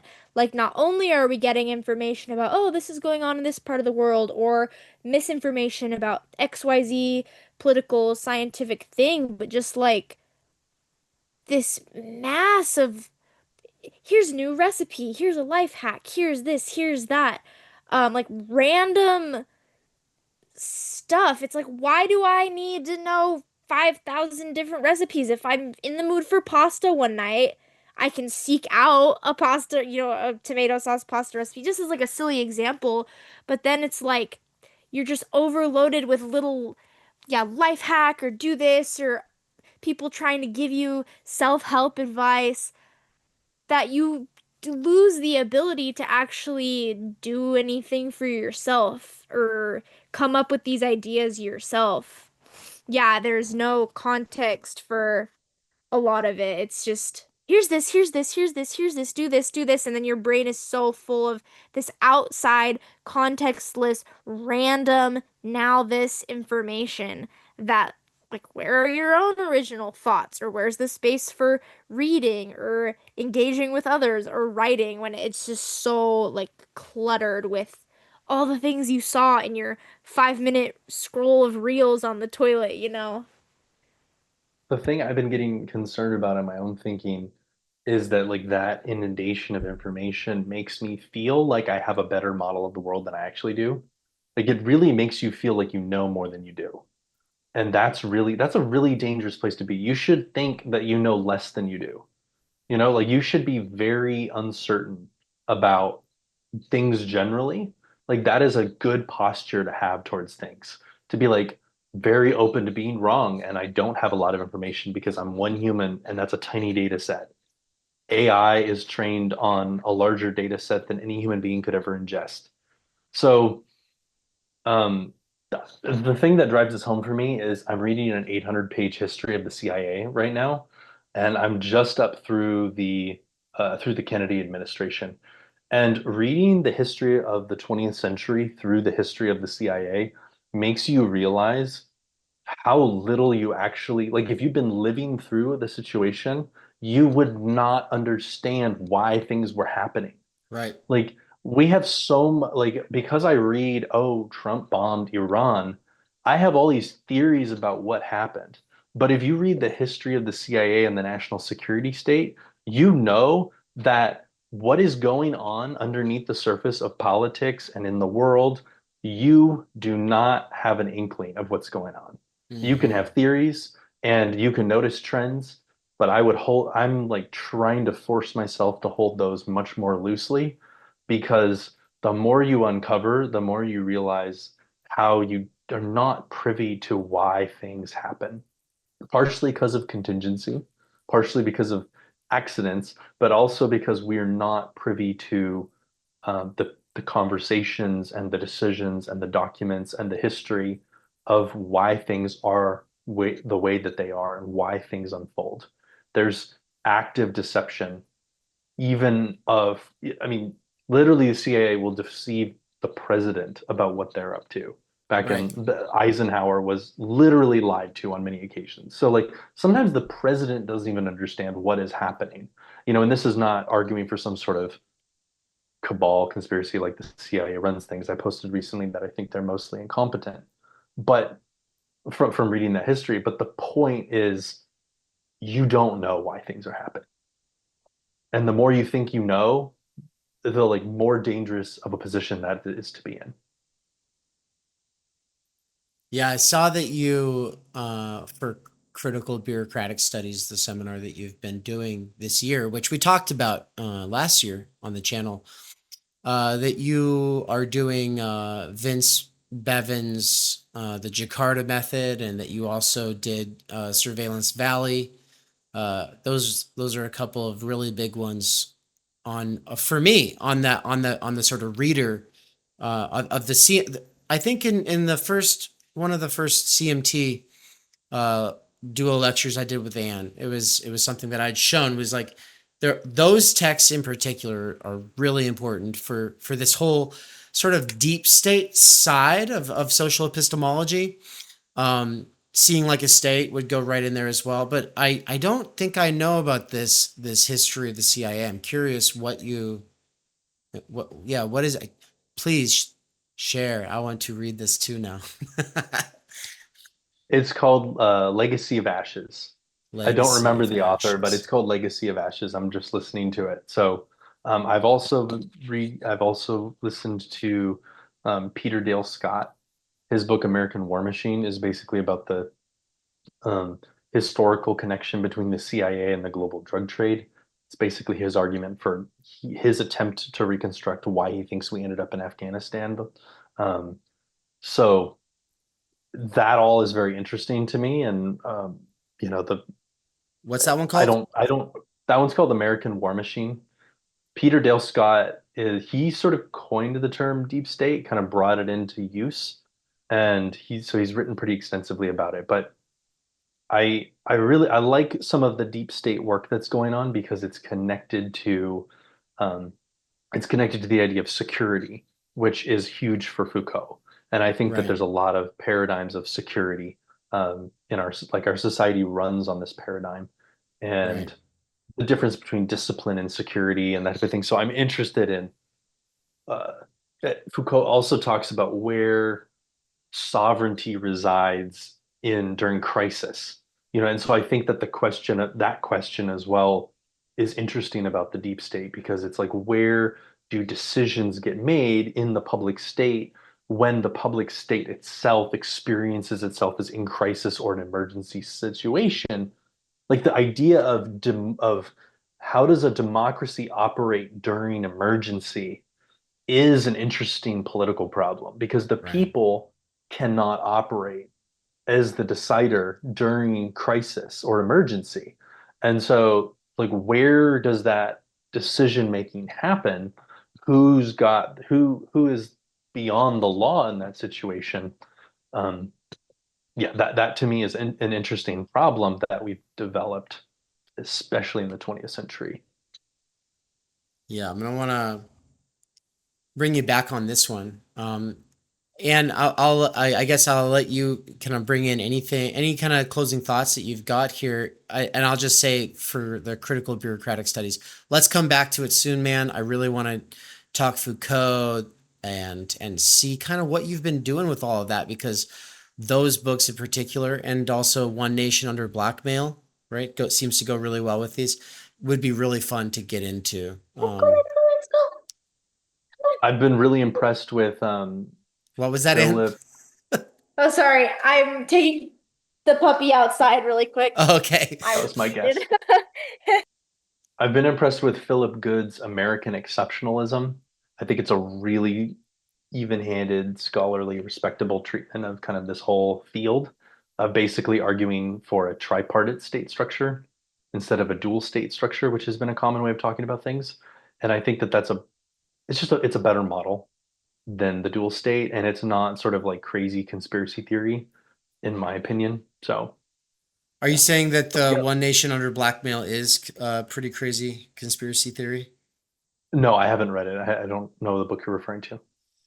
Yeah, I think it's like a 3 volume work, and it sounds kind of similar to the one you were just telling me about, the American War Machine, because it's a lot about the CIA and drug cartels, but also Mhm. bringing in the mob and blackmail Yep. networks. And of course, Yeah, the you can't think parapolitics. Epstein without thinking No. about blackmail networks. And so, you know, it's the Well, interesting funny one that enough, we're in. we had the Trump administration today finally put the kibosh on any speculation. They're saying that Epstein did kill himself. The DOJ is Oh like, yeah. yeah, I've looked at the file. Yeah, I don't. They're like, there's nothing to see here now. There's nothing to Oh come out. So yeah. No list fascinating. either. Yeah. Apparently no There's no list. list. Then we He didn't won't. keep any records. The list and all of the cameras and everything from the island, all of the records that got lost. You see, the issue was that there was some child porn on it, and so we just had to keep the victims safe. And so, yeah, we'll never know about anyone who was on any of the lists, and nothing will ever happen. Okay, amazing. This is why Jesus died on the cross. Yeah, Just saying. it's why Elon Musk left. I don't know. No, well, at least it's what he said on the way out, right? So, yeah. Yeah, let's talk about it more. I would love to go into this more. I'm just as a heads up for folks, I am teaching an introduction to cybernetic theory, co-teaching with a friend, Joseph Turner, over at Insight Seminars. It's going to be starting July 15th. Yeah, I think that's Tuesday, July 15th. So if folks want to jump in on that, there's still time. It would be really fun to have folks. We'll be reading some Heidegger. We'll be reading some Norbert Wiener. Um, I'm gonna some Lewis Mumford, and I'm gonna try to throw in some Nick Land at the end a little bit. So hopefully, folks will join us for that. Nice. I know I should have led with that. I'm terrible at marketing. I no, I think the all the stuff we got into here right at the end is probably what people would expect us to talk about at TU, but instead we're just like, let's just talk about Christianity for an hour. So, you know.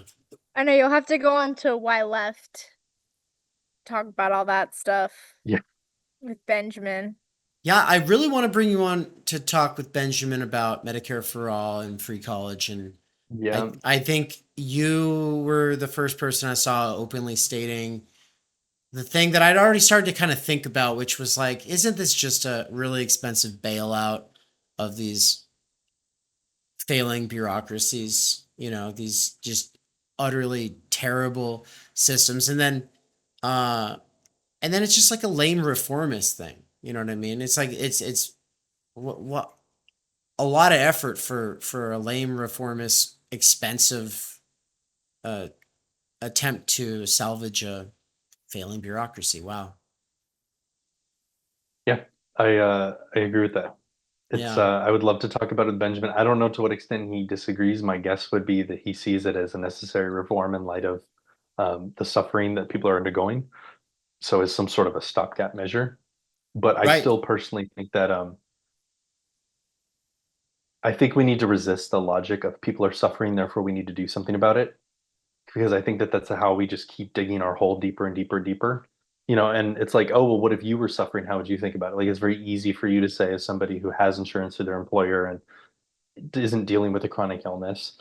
Well, my wife is, but the point is that like it's like if suffering touches you, is it so easy to say that? But like from my own analysis, I really see that um, we're just going to keep digging the hole deeper and deeper. If we say, oh, somebody's suffering, therefore we need to do about it. We need to do something about it. Oh, somebody's suffering, we need to do something about it. And we just keep doing more and more and more. And the more is usually implement a program administered by credentialed individuals to collect data, categorize people, and intervene in their lives using scientific technique. That's what the more always is. And so to me, that's the process that just creates its own work. It's this make work program for credentialed professionals because there's always going to be more suffering. And the system creates more suffering. So it's just this Mm. leviathan that feeds on itself. And this is what I'm writing about in the TU anthology. So tune in for that, folks. Yeah. Cool. Yeah. Thanks, Matthew. Yeah, thank you so much. This was an awesome conversation. I enjoyed it thoroughly. I hope it was a blessing to you and your subscribers and those who are watching. And I would love to chat about any of the topics for more hours if you ever want me to. So just hit me up. Cool, man. All right. Take care. Bye. Recording stopped. Subscribers get access to all past courses at Theory Underground, as well as ongoing courses taught by David McKerracher, Benjamin Studebaker, and Nina Power.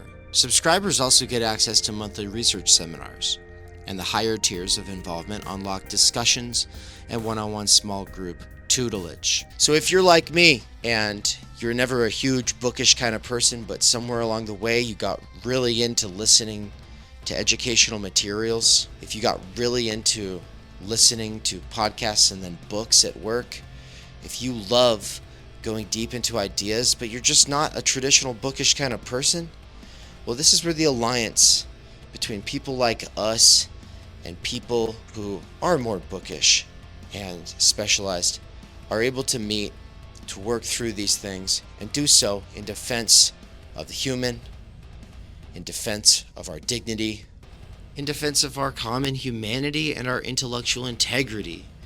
This is not a place where we're going to kick you out because you're pro-life or pro-choice, or where you are an atheist or a agnostic or a Christian. But it is a place where you're expected to love one another regardless of such things, and to show up for people in your actual IRL real life communities regardless of such things. And if that is exciting for you, and if you're excited to learn about what this approach, this method, this school of thought has to offer, then I'm excited to meet you. Subscribe today.